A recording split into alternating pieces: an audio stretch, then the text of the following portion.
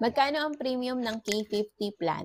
Kung gusto mong mas mataas na plan pero still affordable, ito ang details ng Kaiser K50 plan. Perfect ito para sa edad 10 to 40 years old kasi kapag 41 to 60 years old ka na, hindi ka na qualified sa K50 plan. Kaya kung pasok ka pa sa age bracket, grab mo na habang mababa ang premium. Premium breakdown for K50 plan, ang monthly premium nito is 2,941 pesos. Ang quarterly premium nito is 8,529 pesos every 3 months ito. Semi-annual naman, which is every 6 months, 15,882 pesos. At kapag annual ang mode of payment mo, 29,411 pesos. At kung mag-spot cash ka or one time, babayaran mo na yung buong 7 years. That's 188,100 pesos. So one time and mas malaki yung discount. Take note, may 500 pesos policy fee for 7 years regardless of your mode of payment. At kapag nag-spot cash payment ka, babayaran mo na yung buong 7